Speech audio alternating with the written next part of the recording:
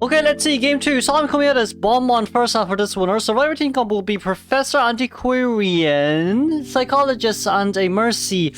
Ooh, Bonbon coming out for this one is more surprising to me, to be honest, but it does seem like the Night Watch has been banned here on the other hand. Nanako jumped down a little bit too early right there as well on the other hand, but spinning him out immediately just for that mini movement speed buff, I don't think it'll be enough. But from Salim's persona webs here, it does seem like it'll be a...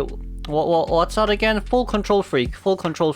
But of course, first stab will be able to get rid of that first bomb, and we're gonna have another disarm here coming from Nanako's side.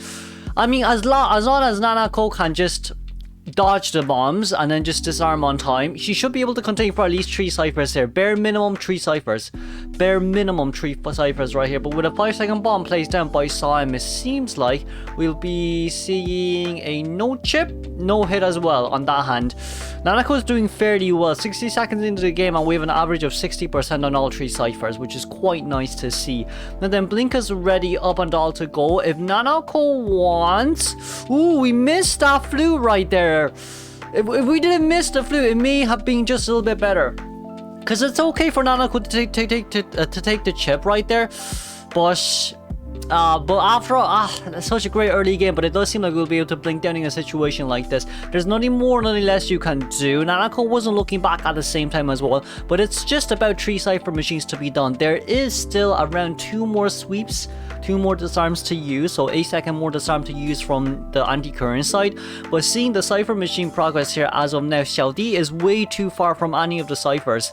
Way too far from any of the ciphers. The other 4 ciphers are on the other side of the map, and seeing how Xiaodi has to rotate all the way to out here, ooh, it's not really that much of a good sign. Sinko also wants to finish the cipher machine there as well, but not landing the remote control bomb there would hurt quite a bit.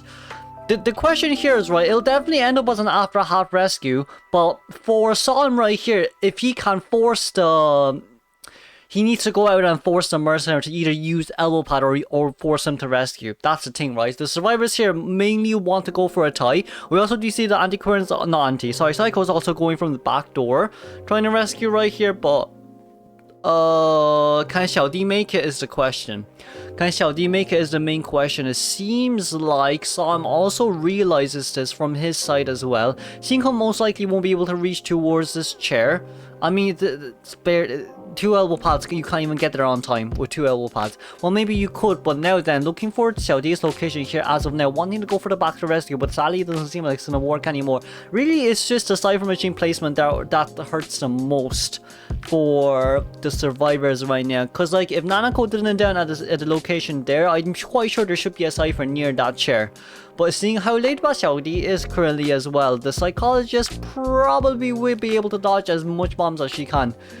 While walking straight towards the corner, just dodge that bomb. A little bit unfortunate from Salim's side as well that he wasn't able to land any of the triple chain bombs there. But seeing Huatsa is also nearby, does Huatsa want to take the next containment though is our main question here. But of course from Xiaodi's side, vaulting over that window, you'll be able to loop here for at least 2 to 3 more times before anything bad happens, let's say, before you even take a normal hit. Getting rid of that not getting rid of that polish, it does seem like we're currently opening the extra cipher for the mercenary, but seeing how accelerated decoding is out and all, that's only 1 normal chip on the psychologist. But like, just looking at this right now, you kind of have to see how, like, just with accelerated decoding up and ready to go, really it's just the early game containment, how that disarm did land. If that disarm did manage to land, it should end up as a 4-man endgame. But for Salim right here, I would say that it was a little bit unfortunate for Nanako's side, considering how, like, he's S-Badge anti-current and all. But Xiaodi here trying to convert as long as possible. It does seem like we're going to go pop out that cipher immediately for the speed boost. And then good news for both parties, well, is the pallet there has not been placed down, sadly, or else Xiaodi could have used it to pull a little bit more distance. But I'd say Blink, we should be able to take it home with Blink right here. It'll be highly unlikely for them to reach gate, especially with the fact that there's Blink and all coming out from there, and we're gonna need Mercenary to use elbow pad out. Oh, we need the elbow pad out. Ooh, we need the elbow pad out in a situation like that. You can't really detention rescue against a Bonbon that easily. Maybe against a Galat's doable, but against a Bonbon it's highly unlikely. But let's move on to our second half then, shall we? And then second half, we're gonna have Xiaocheng coming out as Night Watch. Night Watch chasing after a team like this isn't too bad, but it would be best for you to chase after the Psychologist. Generally speaking, it would be better for you to chase after Psychologist, considering she's a survivor with no items and just 3 normal hits, in all honesty, with you on that part. But also, Xiaocheng coming towards Pizza Hut right now, the stove. Or the furnace, still trying to look for where the night is coming out from, but we should be able to probably predict that Psycho is actually upstairs as of now. And then being closely towards the pharmacy. This is a pharmacy, isn't it? Well, maybe I'm wrong, but yeah, this is a Chinese pharmacy. But anyways, jumping down right there, we're... The thing is, the main thing is I keep getting confused on which is which. But anyways, Fulan getting that mini speed boost right there, it doesn't really matter much, because as long as it's a Night Watch, you can't really do anything in a situation like that. It's probably around 40 seconds in the game, right? No, it's around 70 seconds into the game right now, and that's the only first hit there. It's a little bit unfortunate for Xiaocheng, considering the fact that he did get the first hit quite late, but also if we look down here as well, Fulan does not have any containment areas at all for him to use. Like, it really is just Night Watch. Night Watch counters quite a bit of survivors, but also at the same time, we're gonna blink out right here. Ooh, we still have stress level on the Psychologist though, which isn't that much of a great idea, but there is a detention. No, there is a basement. Which makes things a whole lot more different. But like, that stress level, as long as we just get the anti-current to come in to harass, that stress level could end up as a 4-man endgame for us right there though. That's the biggest issue here in this game as of now. Because like, if you think, the anti and like the first officer can just come rescue again even though he's at half health, so it doesn't really matter right there. But for Ku Tao coming in, jumping down there immediately, ooh, Xiaocheng barely misses that hit right there though, but we did manage to get the second watch landed on towards the Night Watch, and we're gonna get no damage rescue. Wow, the no damage rescue. There's no point in Night Watch staying down here any longer, because like, there's no point in, you can't really hit first officer would just stall for you an extra 8 seconds in the inner side of basement right there. And we do see that PP shot is also nearby to harass. The other 3 survivors are currently being at full health. Xiaocheng here wanting to look for PP shot. It's not that much of a bad idea if you just want to get rid of the...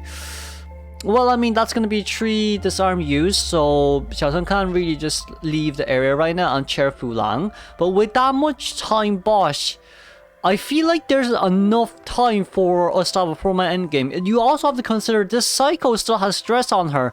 Psychologist still has stress on her, so it's a little bit of a... Xiaocheng couldn't wait any longer. I think that's an impatience here. That's not good discipline there made by Xiaocheng, because like, this definitely could have been a tie game, but because of that 1% stress level, we may just end up with a 4-man endgame here, even though we should have been a 3-man endgame for the tie. Then I seeing that PB Shah is nearby as well. He should be able to use 3 more staffs if I'm not wrong in a situation like this. Typhooning back here immediately, but even if you do manage to get a hit on towards the Psychologist right here, it's gonna be a 1. There's 1% health left on the Psycho. Wow, there's nothing much you can do in a situation like this unless PB Shah fails his. He didn't. Ooh, this is gonna be really bad right here. Xiaocheng, seriously, this 1% health bar is really coming back to bite him right now. But we did get a blink hit right there, which is not bad. Can we get a Typhoon? No, we're gonna get a Tempest. Oh, also works, but we didn't. Why didn't we just Typhoon that? I feel like Typhooning that and then sidestep your way around the survivor. They won't be able to catch up. We healed Psycho. Oh no, Xiaocheng changing towards the first officer right now, getting 2 hits on the bees. Well, 1 hit on the bee to be exact, because Ento got it back on time. But oh no, Ku Tao has this pocket watch right here. Oh no, we're trying to get Tempest out, but oh no, this is not good. We've Entomologist being at 1 gate, Psychologist being at the other, and Ku Tao just waiting. He's just waiting. We can play the long game right here, because it's always going to end up as a 4-man endgame. That's going to be a normal hit on the side from Machine Pop. And then it doesn't really matter because we're going to land the Poseidon Watch on towards Scouts. And once again, hypnotizing the Night Watch, we're going to change targets towards the Psychologist. But if you do get the Psychologist down a little bit early right here, does it matter much? No, it does not. Why? Because the other gates are being opened pretty darn fast right now. Can't fool. And there's still 20 seconds left on teleport. So even if you do get a fast down right here, you don't have enough dashes. You really don't have enough dashes in a situation like that. But let's congratulate GG for a 3-man escape right here for winning round 2. Oh my lord, that 1% stress level. Moving on.